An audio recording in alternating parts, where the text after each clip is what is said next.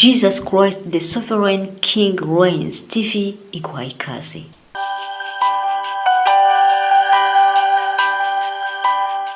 Twishimiye nanone kubakira mu kiganiro cyacu cy'uyu munsi. Turashima Imana itujye tukiriho, twongeye kandi kwishima n'imbaraga zacu n'ubwenge bwacu n'umutima wacu wose.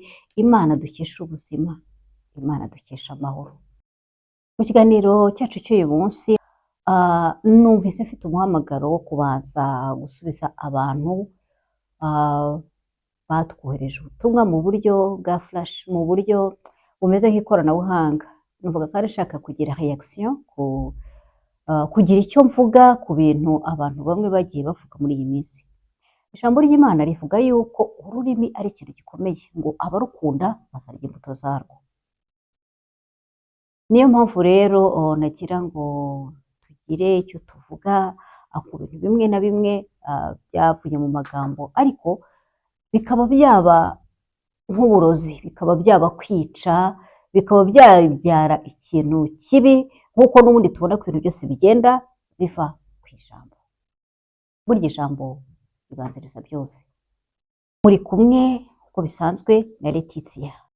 Ndi umwana w'umunyarwanda utuye mu Rwanda, ariko kandi ndi umwana w'ijuru Imana yahaye kuvukira mu Rwanda. Ni ukuvuga ko mfite ubwenegihugu bubiri, ubwenegihugu bw'ijuru n'ubwenegihugu bw'u Rwanda. Ibihe igihugu cyacu kimazemo twese turabizi, ndetse mu minsi ishize nagerageje kubabwira nkurikije ibyo nabonaga abantu bavuga, uburyo ki Imana ibona ibihe by'intambara. Ibyo byarebaga Abisirayeli koko, ariko ifite uko inabona ibihe uko natwe tubirimo. Rero hari umuntu mukuru utari umunyarwanda, ntekereza ko ashobora kuba ari umushakashatsi, nifuje kuvuga ku byo yavuze. Ni umugabo mureba, ikiganiro cye nakibonye mu byiswe amakuru y'ubutasi. Numva binteye ikibazo kubw'ibyo nabonaga avuga. Mbere na mbere yavugaga ku kintu cyitwa igihugu cyitwa ko giteye imbere cyane ku isi, Leta Zunze Ubumwe za Amerika. Akavuga yuko aricyo kigeze gitera ibibazo muri Afurika, kikohereza abantu bamwe mu ishyamba, kuba inyeshyamba, bikarangiza bafashe imijyi, ibi bihugu byose byo muri Afurika.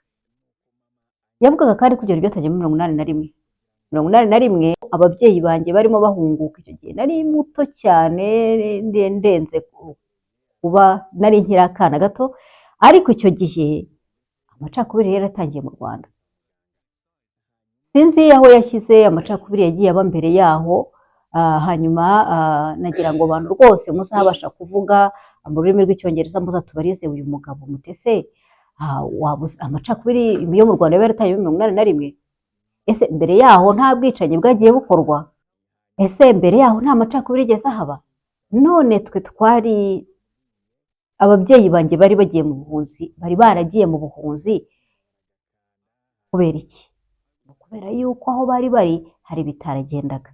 Ariko twebwe amateka ya Afurika turayazi. Bagira ngo kandi mutubarize mutese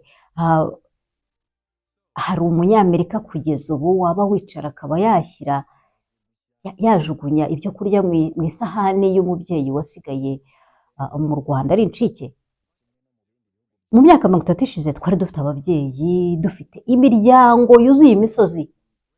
Nyuma uyu munsi ntabwo dushobora gusobanurira abana bacu niba twarabyawe n'ibiti cyangwa niba twarabyawe n'imihanda. Ntidushobora kubwira abana bacu aho twaturutse, kubera yuko abantu batumariye imiryango. Yavuze yuko Abanyarwanda biyitiranya n'Abayisirayeli. Dutekereza ko atari byo, ahubwo turi abana b'Imana. None se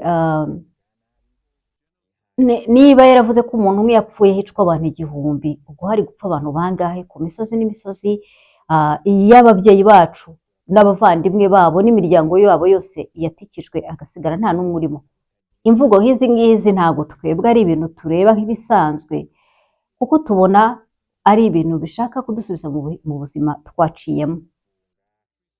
rero twagira ngo twibutse uyu mushingantahe w'umunyamerika yuko ibihe byo kwicara bagatekerereza abantu abanyafurika bakababwira ibintu bari iwabo, ibyo bintu byo kumvisha igice kimwe cy'abantu yuko babakunze babafitiye impuhwe ari byo byishe abanyafurika. Nta muntu wakabaye agitekereza gutyo kuri iki gihe. Yagereranyije agace akadutuyemo n'agaheri ko gukanda.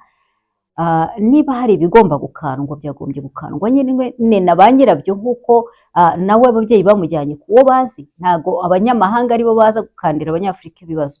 Ikindi tunibaza ni kimwe, ese mbere y'uko umuntu ahabwa akazi yerekana impamyabushobozi cyangwa se akerekana ikintu yakoze muri urwo rwego, haba hari abantu bo mu bihugu bikize baba barakoresheje intambara hanyuma bagakemura ibibazo bakaba bafite impamyabushobozi bati aho twakoresheje intambara hano twakemuye ibibazo ibi n'ibi n'ibi, bakereka abanyafurika impamyabushobozi y'ibyo bintu kugira ngo babe babikemura. Bakereka abanyafurika impamyabushobozi y'ahantu bakemuje intambara ibibazo kugira ngo bagaruke gukanda kubakandira. Ese iwabo bo ntabyo bafite bakanda? Muri 1994 twahuye n'ibibazo bikomeye ku buryo nta muntu n'umwe wabyishimira, kandi nta nubwo ari ibintu byari byadutse gutya, ni ibintu byavuye hasi bifite imizi ku buryo utabifata ngo ubyitirire abanyamahanga. Abanyamahanga ntabwo aribo baje gufata imihoro, ntabwo aribo baje gufata intwaro z'uburyo bwose, ahubwo abanyamahanga icyo bakoze ni ugukora icyo bita création ya désordre politique, ni ugukora akavuyo k'abanyapolitike. Mfite igitabo hano igitabo kirimo ibintu bimwe, kirimo amakuru amwe yerekana ibintu abafaransa bagiye bakora abanyamahanga, berekana ukuntu bagabanyije Afurika kuva muri 1885, ibintu byakorewe Berlin mu Budage, hanyuma kikerekana abafaransa ukuntu bagiye bakora désordre politique muri za koloni mu bihugu byahoze byitwa muri Afrique dite ex-française. Afurika yahoze yitwa iy'abafaransa yaje kwitirirwa icyo bita koloni belge, yaje kwitirirwa abakoloni b'ababirigi. Hari harimo ahitwa Bangui muri Centre Africa, aho bohereje ingabo zigera ku 3000 kugira ngo zijye gukora akavuyo zidatuma abaturage bumvikana. Hanyuma harimo operation Epervier yakorewe muri Chad mu kwa kabiri, bakohereza naho abasirikare 600 kugira ngo bajye gutuma abaturage batumvikana. Hari mu kwezi kwa muri Gashyantare 1986, bakerekana operation Norwa yakorewe mu Rwanda mu kwa 10, abantu 100 akaba aribo baza kuza, nyuma bakaza kuba 600. Operation nayo yitwa Bomie yakorewe muri Zaire, mu cyitwaga Zaire, yabaye mu kwezi kwa 9 kugeza mu kwa 1091, ahoherejwe abantu 500. Na operation Bioforce muri Repubulika ya Centre Africa yabaye mu kwa 3 no kwa 4 muri 1992, hoherejwe abantu 30. Operation Adax yabaye muri mu kwezi kwa 10 muri 1992 muri Angola, ahoherejwe abantu 50. Operation Isikuru yo muri Djibouti yo muri kwa 2 muri 1992, hoherejwe abantu 4000. Ndetse n'ibindi byagiye biba nk'uko mwabibonye mu Rwanda, aho ubona abanyamahanga batega abantu bakabasaba ibyangombwa. Ni ibintu bigaragaza ese abanyamahanga baza gukemura ibibazo abantu bo muri ibyo bihugu, iwabo nta bibazo bihari. Kuki batareka abanyafurika ngo bikemurire ibibazo byabo? Twarabivuganye, nagira ngo tubanze twemeranye yuko nta muntu ufite fagitire yarihiyeho isi. Kugeza ubu ngubu isi iracyari y'Imana, nta muntu ufite fagitire yayirihiyeho. Niyo mpamvu isi nta nyirayifite, n'abayiyitirira ntabwo ari iyabo. Isi iracyari y'Imana, ntawe yayihaye. Kuki rero abantu bamwe b'abapolisi b'abandi bakabafasha gukemura ibibazo? Umuntu w'umuturage nkuriya akicara, nubwo ari umuntu mukuru, agatangira kuvuga ukuntu abantu bo mu bihugu ibi n'ibi bafite umujinya. Numvise namubaza nti se nyakubahwa muntu mukuru, mufite colère maître cyangwa se anger meter, mufite akuma gapima uburakari, niba mugafite mwagakoresheje ku bantu bangahe? Niba ntabahari se murabyemeza gute, cyangwa se mutwereke imibare yabo? Nuko nagira ngo ni ibibazo numvaga nasaba umuntu wazashobora kuvugana n'uriya mushinga nta akabitubariza, ese abantu bacu twabuze bishyuwe abahe kandi igihe ki? Ahubwo twisanze igihugu kiri kudusaba kubabarira. Ku bw'amahirwe bamwe twari tuzi Imana tumenya ko kutababarira nta mumaro wari ubutindi. Turababarira kuko ariko Imana yabidushyizemo, ariko hari abandi babikoze batanumva ibyo ari byo. Kugeza uyu munsi hari abantu b'abakecuru babaho bibagoye kubera yuko basigaye ari bonyine. Umuntu nk'uyu nguyu yavuga gukanda iki akabyimba, abatekereza abana, abatekereza abakecuru, abatekereza abantu batishoboye bari ahantu hatandukanye, bazabishobora muzabitubarize, izaba ari inkunga ikomeye. Hanyuma namenye ko ibintu byo kubwira ibihugu bimwe ko babyitayeho, yuko byagowe, nicyo cyishe abana b'Abanyafurika. Nta mubyeyi washaka ko umwana we amenya kugenda ngo ahore amuteruye. Ikindi kumvisha abantu yuko bagomba kubaho kubera ko hari abandi babakunda. Ntabwo umuntu abaho kubera ko bamukunda, umuntu abaho kugira ngo akore inshingano Imana yamushyiriye gukora mu isi. Umuntu kandi abaho ko agomba gukora ibyo agomba gukora.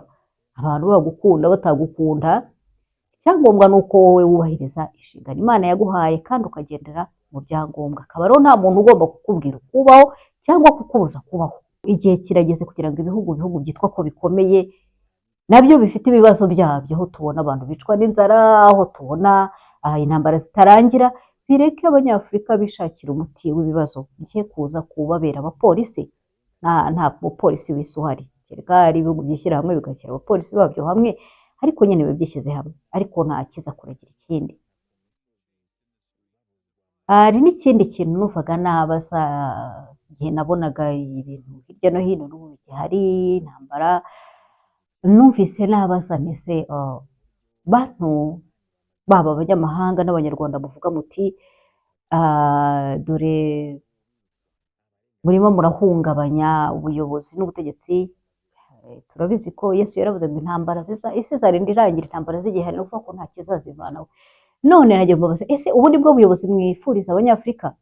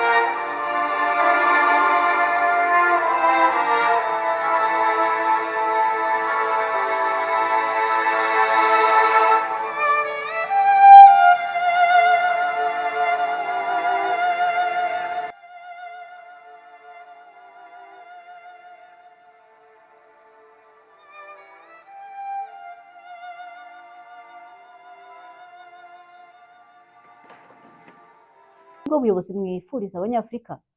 Ubuyobozi ahantu abana b'abanyafurika bagiye kujya bicwa kubera ko babuze uko bavuga umubabaro wabo, abana b'abanyafurika batambwaho ibitambo umunsi ku wundi, binjiye mu bujura bitwa ko bari mu bihugu bikize.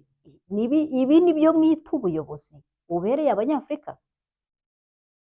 Ahantu abantu bagenda bagakora umutaka, munsi yabo hakaba hari akavuyo n'ubwicanyi n'ubusahuzi n'ibintu byinshi bihoraho, abana b'abantu bakicwa umunsi ku wundi, bakabyita yuko ari ryo terambere n'ubuyobozi bubereye abanyafurika. Niba babuzwa amahoro, abana b'abantu bazazamuka bate? Muzatubareze ibibazo uyu mushinga ntahe, hanyuma muzaba muduteye inkunga ikomeye kandi tubaye tubashimiye.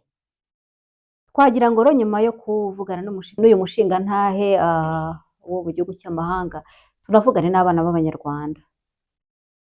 Mu minsi ishize nakomeje gukurikira ibyo twabonaga, nkaba nagira ngo mare muri iki gice tumare impungenge abantu bamwe na bamwe basenga ariko bakurikira ibintu mu buryo bushobora kuba navuga ngo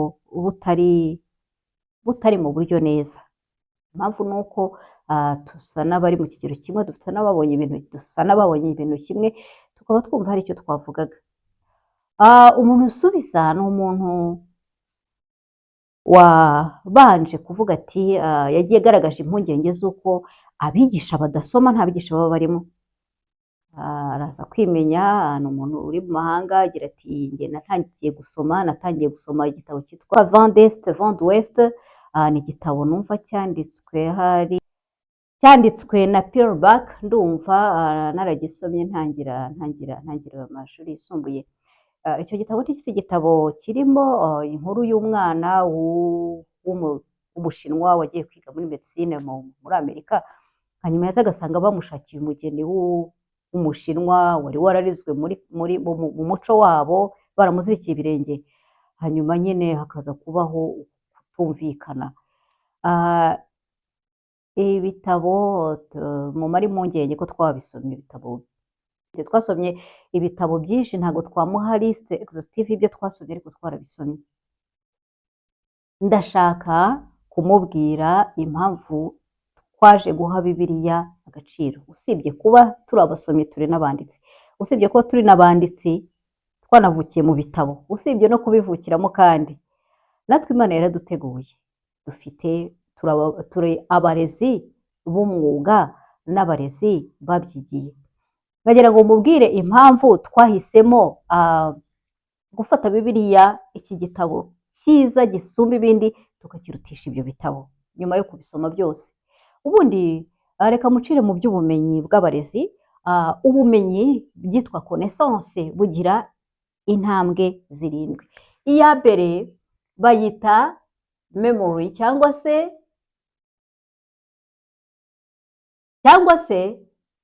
restitution de la mémoire. Ni urwego rw'abana bano batoya bagitangira kwiga, ubabwira ibintu bakabisubiramo.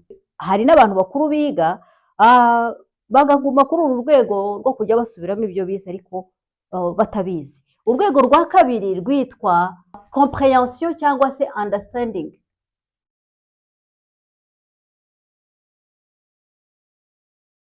Urwego rwa kabiri ni comprehension cyangwa understanding. Ngira ngo mwabonye abana biga bagashyira amaguru mu ibase bakayarazamo kugira ngo bafate ibintu, ntabwo baba bageze kuri urwo rwego bakiri muri uru nguru, ni gusubiramo ibintu ariko ntabwo baba babyumvise bitewe n'uko babihawe nabi cyangwa n'urwego rw'imyumvire yabo. Urwego rwa gatatu ni knowledge cyangwa se connaissance. Iyo umaze kwiga ikintu urakimenya, urakiga ukacyumva, none ukakimenya, ukavuga uti kino kintu ni iki, kirangwa n'ibi n'ibi, ugatangira kugiha amakaracteristique. Hanyuma hakaza urwego rwa kane rwo kumenya, ni urwego rwitwa analyse.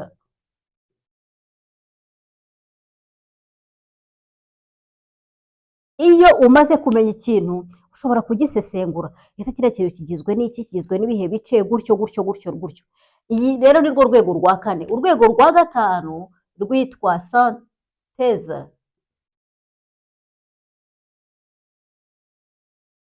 iyo umaze kumenya gusesengura ikintu ushobora no kugishyira hamwe ukakivuga ukagisentetiza ukakivuga muri makeya kandi umuntu wese akaba yacyumva. Naho urundi rwego rukurikiraho ni urwego rwitwa evaluation. Iyo ubasha kwevariwa ikintu rero ushobora kugiha agaciro kacyo.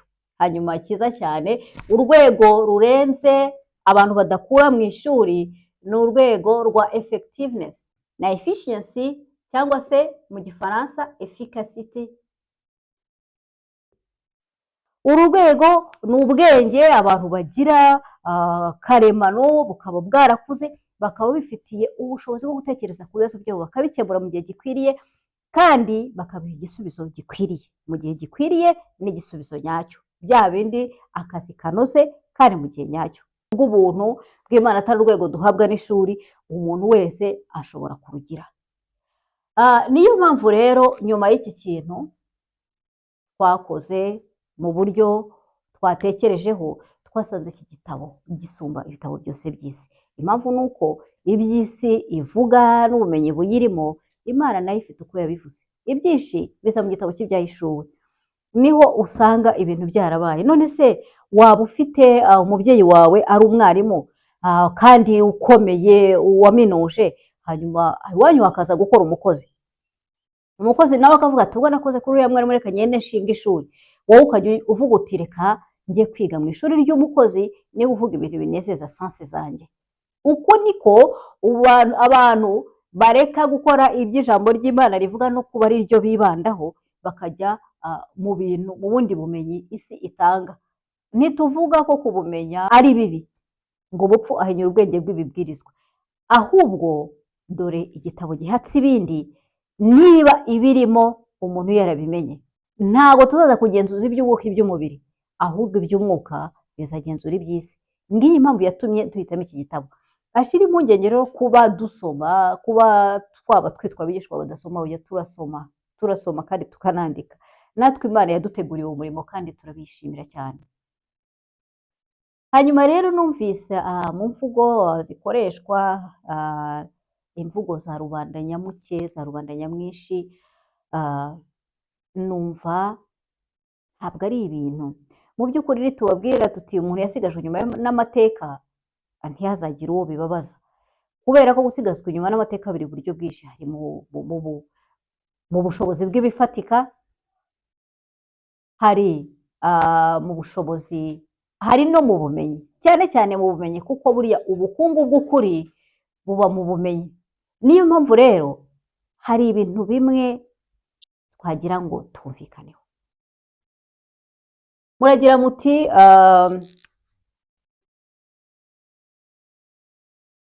hariho rubanda nyamuke bashaka kufatira amaboko. Twebwe ntabwo turi ku rundi ruhande rutari ukuvuga ngo Imana niyo mucamanza utabera, ahubwo nagira ngo nkwereke ko nawe uri muri rubanda nyamuke. Ubundi wadushuka, nkwereke ko nanjye ndi muri rubanda nyamwinshi. Sosiyete yose ibaho ifite forme cyangwa se shape imeze nk'umugongo w'inzovu kuva ku mutonzi, imeze itya n'akakarizo. Urabizi umutonzi ukuntu uba umeze, hanyuma nyine inzovu ikaza kuzamuka ikagira n'aya matwi yayo amanuka kwa kundi. Rero aha hantu uzasanga sosiyete zose arizo zifite abantu babasha kuryama kare, babasha gukora amasaha menshi kurusha abandi, igihe abandi baryamye bakaba barimo burira imisozi, bakaba barimo bashakashaka, bakaba barimo basoma. Abo bantu nibo bantu baba muri aka gace, abantu babasha kurya utuntu, babasha kurya ibintu bihahiye, abantu ubuzima budahitiramo, abantu bihitiramo, abantu biga ibyo bashaka, abantu bagera ku rwego twita self actualization, kubasha kuba uri ku rwego abantu bemera. Nawe rero uri muri aba bantu hano.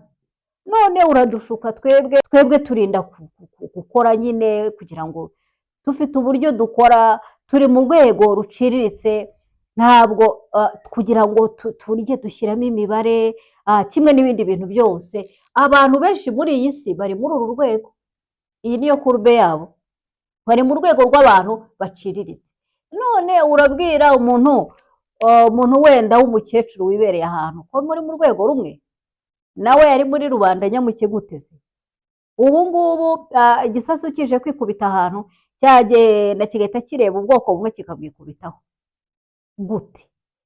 Wowe uri muri iki gice, muri rubanda nyamuke, abantu bashobora gufata ibyemezo, abantu bashobora gutekereza, abantu bafite icyo batangariza abandi, kandi rwose basomye. Naho abandi benshi turi hano, abandi bake ni aba ngaba, ni ba bandi bandi bafite ubumuga butuma badashobora gukora, abantu bari mu gihe cy'ubusaza badashobora gukora, cyangwa se abantu bavuga bati twe tujya tutakoze, bafite ubwenge bwo kwiba, bafite ubwenge bwo gusahura iby'abandi, bati twe ntabwo tuzajya dukora. Abo nabo bari muri iki gice, ariko abenshi bari hano.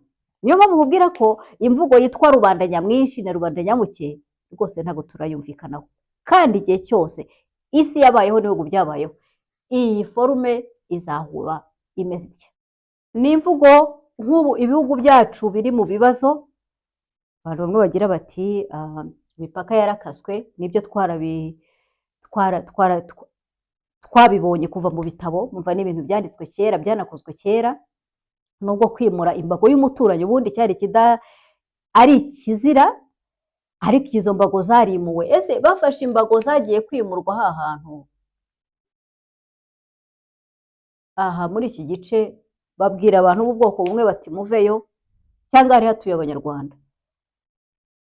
Niba abantu batuye hano bari abanyarwanda koko, kuvuga ko imvugo y'ukuri ari uko ari abantu bavuga ururimi rw'ikinyarwanda bo mu byiciro byose. None rero kuki bakwitwa abantu b'ubwoko bumwe? Ni abantu bavuga ururimi rw'ikinyarwanda. Niba hari abantu bakivuga ibintu by'amasura, twagira ngo tubabwire ko nabo rwose bari mu bantu basigajwe inyuma n'amateka. Ubu tuzajya tubona umuzungu mwiza, mu moko yose harimo abantu beza, abaringaniye n'abeza cyane. Tuzajya tubona, nabonye urugero, ufata urugero rw'aba banyafurika y'epfo, uwo munyafurika y'epfo mwiza gutya, tumwite ko ari umututsi, hanyuma ufite amazuru ameze ukuntu tumwite ko ari umuhutu, nibyo? Nawe urabyemera? Hanyuma se nitujya mu bazungu tugasangamo amazuru, umuzungu ufite izuru nk'iri ribwataraye, tuzamwita umuhutu? Uwundi ufite akazuru keza tumwite umututsi? Ubwo we azitwa ngo iki? Niba mu gihugu cyacu ari abo bantu babiri bahari, abasigaye bari mu yahe moko? Amoko yakagombye kuba ari determine n'uburyo ahantu abantu batuye, hari bahuje ururimi, bahuje umuco, ubwo buba ari ubwoko. Kuko nyine tuzi ko hari ubwoko bw'abanyarwanda, ariko kugeza uyu munsi mu Rwanda nta hantu tuzi haba hari abantu batuye mu bwoko bumwe, bateye kimwe, ku buryo twavuga tuti uyu munsi ushobora gufata etinomita cyangwa se bwokometre, ukagenda ukajya utereka kuri uyu muntu ukamubwira uti uri muri rubanda nyamwinshi, wakoza kuri uwo uti uri muri rubanda nyamuke. Usibye n'ibyo n'ubuse twabyumvikanyeho. Ese hari uburyo nk'umudogiteri aza yareba akahinja kavutse agahita agapima agahita avuga ati agahinja ni agatutsi, yagapima agahita avuga ati aka gahinja ni agahutu? Oya, ni mwebwe mubyigisha abana banyu iyo bamaze gukura. Niyo mpamvu ubuzima ko babikuye mu bitabo by'irangamimerere, abantu bamwe twari kuzabyanga tukumva ni ibintu bidafite ishingiro.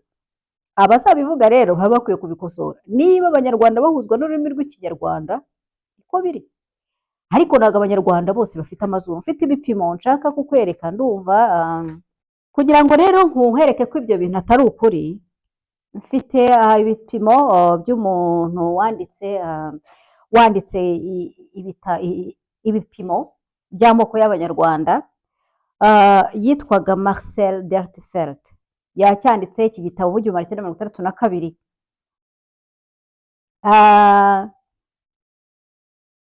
Ni igitabo cyitwaga Rwanda 1962 kuri paji yacyo ya 4. Yashyizeho rero ibipimo, yerekana ibipimo by'aba bantu. yandika ko abatutsi bapima ibiro 57 n'ibice 42, abahutu bagapima ibiro 59 n'ibice 52 niba yari moyenne, naho abatwa bagapima 48 n'ibice 72. Nibyo se koko? Nibyo? Abanyarwanda bose bo mu batutsi bapima ibipimo, abahutu bagapima ibipimo, abatwa bagapima ibipimo, bibaho? Hanyuma se urengeje ibi cyangwa uri munsi yabyo yitwa nde? Yerekanye taye, indeshyo muri santimetre, avuga ko abatutsi bapima 1.76 n'ibice 52, abahutu bagapima 167 n'ibice 43, abatwa bagapima 155 n'ibice 28. Nibyo se koko? Ibi bintu nawe wemera ko ari ukuri nk'umuntu wanariza? Hanyuma yavuze ibice by'amaguru byo hasi, membre inférieur, muri santimetero, ibice byo hasi tugendesha nyine amaguru, avuga ko bapima 78, abo batutsi 78 n'ibice 50, abahutu bagapima 76 n'ibice 13, abatwa bagapima 69 n'ibice 21. Hanyuma arangije yerekana ubunini bw'izuru, ibintu rwose byaje kuba byiza, largeur du nez arabyerekana, avuga ko muri milimetero, noneho avuga ko abatutsi ubunini bwaryo rw'izuru bupima milimetero 38 n'ibice 71, abahutu 43 n'ibice 13, naho abatwa 45 n'ibice 56. Ibi bintu nawe urabyemera nk'umuntu ujijutse? Imana yahaye buri muntu wese ingano ye n'urugero rwe. Hanyuma batibona muri ibi ngibi bazajya hehe? Bazitwa bande? Ni ikimenyetso ko ari ibinyoma? Kubera iki abantu bakomeza gusigazwa inyuma n'amateka bakajya bavuga ibintu bitari by'ukuri? Anashaka kuguha inkuru imwe yaje kuntera ishyaka ryo kugira icyo nakora ku gihugu cyanjye. Umunsi umwe nari nkunda rubyino nk'urundi rubyiruko rwose, nza gusaba Imana kujya ahantu hitwa Dubai. Ndayibwira nti ndashaka kujya kugura ibikoresho byo gufotora. Papa wo mu ijuru nakubwiye ko Imana yandeze, anyema uruhushya aranyangira, ndashega ndamwinginga nti rwose babarira tuzajyana, nta kintu uzakujya ahora ntakubwiye, ndashega koko. Ageze aharanyemerera, amaze kunyemerera njya Dubai. Ngeze Dubai nagezeyo n'ahantu abantu bavuga ko ari paradiso, ntago ndabumva, njye nabonye ahubwo bameze nka Gehinomu. Ikirere cyaho uragihumeka, naragihumetse mpita ndwara ku munsi wa mbere. Hanyuma ku munsi nagezeyo nijoro ndaryama numva ntameze neza, mu gitondo ndabyuka njya gushaka gutembera umujyi. Nkinyura ku iduka rya mbere mbona umuntu rwose mwiza usa n'umwarabu ariko usa n'umuhinde, arasohotse araje arambwiye ati ese waduha umubiri wawe tukawishimishirizaho ko turi buguha amafaranga yose ushaka? Numva birantangaje cyane. Hari imvugo mfata nk'ibintu nka pubere, nk'ahantu bajugunye imyanda, sinirirwe mbitekerezaho cyane. Cyo kora narababwiye nti hamwibeshya umuntu, njyewe nubaha Imana. Bagerageza kumbwira, ndigendera sinabitindaho, ndakomeza ndagenda, mbona igihugu kirimo ibintu byinshi koko, ubukire bwinshi cyane cyane, ntabwo ari ibintu nari naramenyereye mu gihugu cyacu.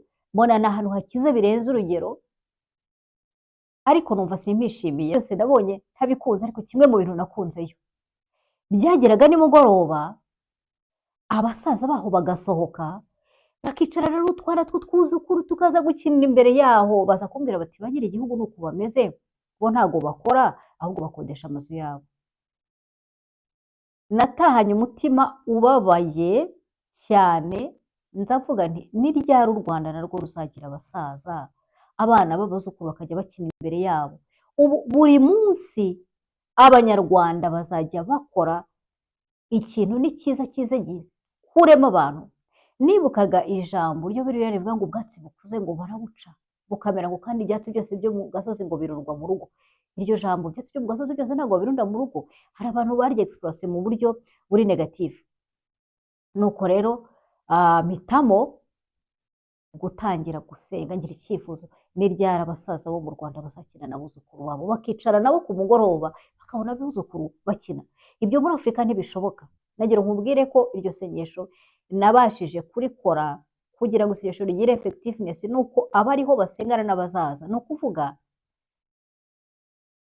nari narakuze numva umubyeyi wanjye abantu bababwira bati nyamara abantu nabo bazakwica akana kawe, bambwira ngo bazakwica agahita avuga ati nibashaka bazanyica ariko abana banjye bazabeho.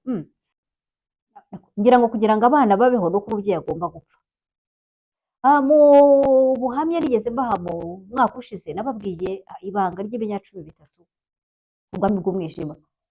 Ni ukuvuga ngo u Rwanda rwari rwarabaye ahantu ho kuza gusarura, urumva hari ahantu bafata nk'ikiraro, igihe cyagera bakaza bagatwara ibitambo, igihe cyagera bakaza bagatwara ibitambo. Ni ukuvuga rero ababyeyi bacu ntibabisobanukirwaga, ariko cyari igihe cyo kugira ngo uko imyaka iyi n'iyi ishize baze bavaneho batambe ibitambo abatoya bongere bakure. Aha ndumva narumvise umuhanga umwe w'abanyarwanda arimo agereranya u Rwanda avuga ati ibyo abantu biba mu mwaka bingana n'ibyo abandi bacuruza ku munsi umwe mu mahoro. Ese ayo mahoro abanyafurika barayafite? Ahubwo barayahawe? Bayabona bate se niba abantu babo ubwabo ubwo badafite imitekerereze ikwiriye cyangwa se imwe? Nanabonye abantu bandika bagafata inzoka bakazambika za costume bakabyita inyigisho n'ibintu ngo abantu b'imibiri iremekereye. Niba ibyo bintu biganisha ku moko murayoba cyane nk'uko Yesu yavuze murayoba. Icyo gihe naraje ngeze mu Rwanda nkubwiye ibyo nabayemo, nsenze numva papa wo mu ijuru aranyihoreye, nsenze numva aranyihoreye ndavuga ni iby'akazi nabaho gute nafite papa wo mu ijuru. Fata imodoka njya ahantu Cyangugu hari ubutayu, icyo gihe bari batarabubuza ndavuga nereka niyambura uburiri njye kwinginga Imana wenda yakongera ikanyemerera kuba umwana kuko nabaye ikirara. Ndagenda rero njya aho hantu, ngezeyo nsanga haje agatsiko k'abantu bari bavuye mu majyepfo. Inyigisho bari barimo bigisha zari inyigisho z'amoko, hari harimo umugabo ngo mugufi, sinzi niba aha hantu hose yari arimo yari mugufi, hanyuma akajya avuga ati jye nashatse umugore muremure nawe azabyara abana barebare nk'abo muri ubu bwoko biswe barebare. Ati hanyuma ati ndebe icyo abantu bazongera kunkandagiza. Yigishije inyigisho ndende, nanjye nagiye aho hantu ndangije numva birandenze ndabahagarika ndababaza nti ese bantu ntago munsi yego ariko mwaje nabo mu itorero rimwe ryo mu Rwanda rwose ritahishaga amoko ibintu by'amoko, ese mwasomye ijambo ry'Imana? Bati rwose turagerageza. None se hari ahantu mwabonye ubwoko bumwe bw'abanyarwanda bwaba bwanditse muri iki gitabo cya Bibiliya? Bati oya. Ati ntabyo tuzi. Ndabwira nti rero ubwoko bumwe buzwi mu ijuru ni ubwoko bumwe gusa, ni ubwoko bw'abatambyi bo mu bwoko bwa cyami. Niba mutari muri ubwo bwoko burimo murarushywa n'ubusa. Ndangije ndabihanisha ndababwira nti mupfukabe mwihane muri abanyamoko n'ibyo mwaje kwigisha ntabwo ari ijambo ry'Imana.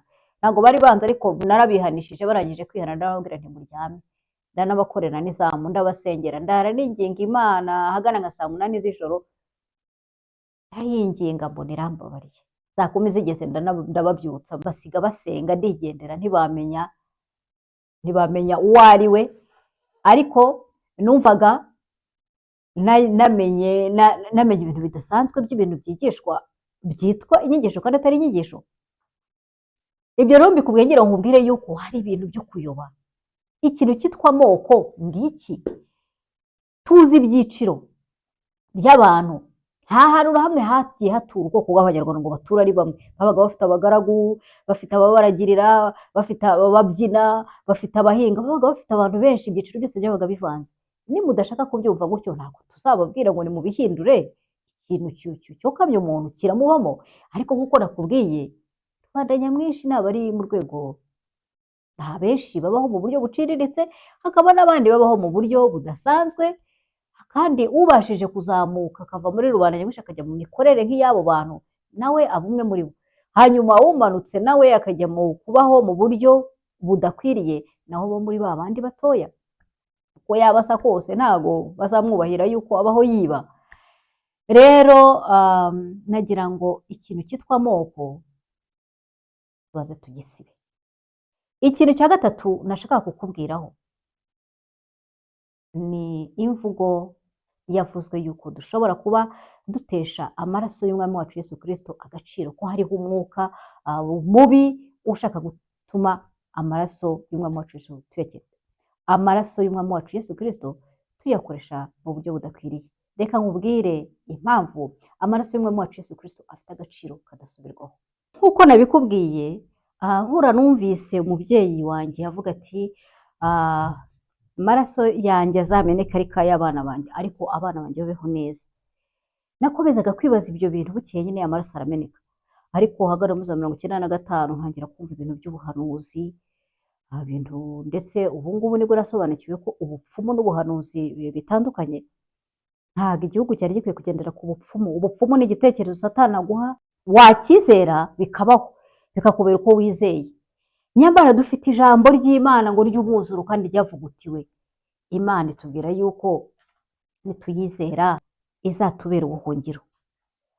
Rero nyuma yo gutangira kumva ibyo bintu muri 1995 urugero byararangiye, nza kumenya ko harimo hategurwa ibindi bintu bigenda bikura.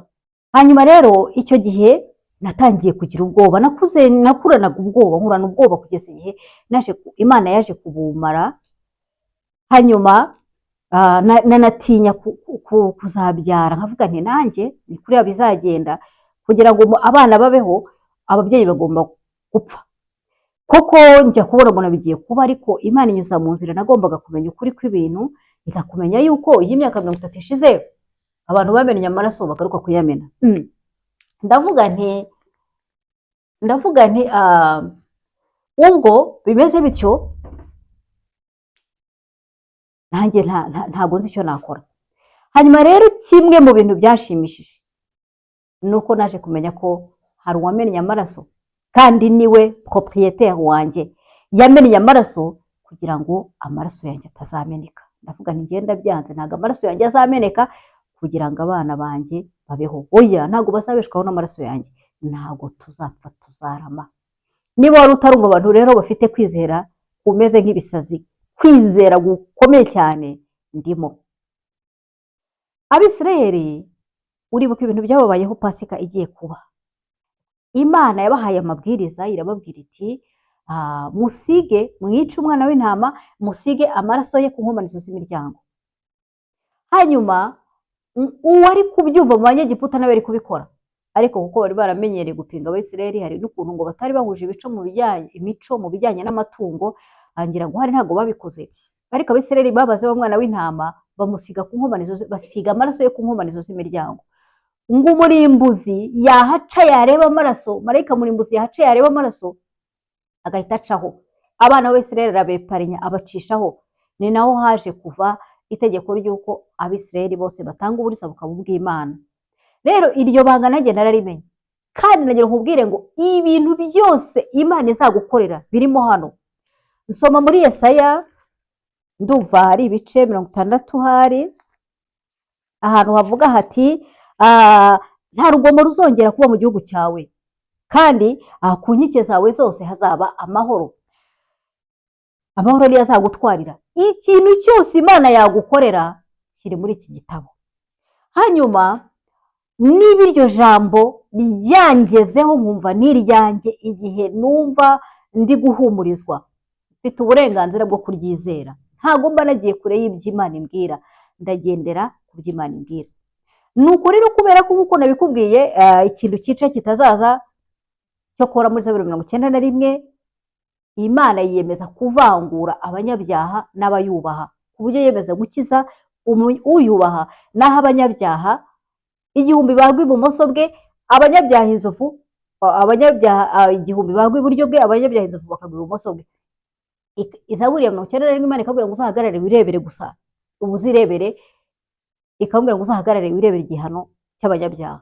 Niyo mpamvu mbagira inama, nimuhungire kuri Yesu, niyo wamennye amaraso ye kugira ngo ayanjye atameneka, nta hantu ushobora gucikira isi. Namubwiye ibyo bintu bya prison z'isi, wenda hari numvise bamwe bavuga ngo ni filozofi, we ntabwo ari filozofi, mwatangiye kubibona.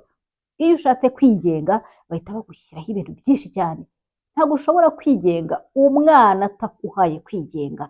Yesu niwe wenyine ushobora gutanga kwigenga, mu bindi byose ntabwo bishoboka.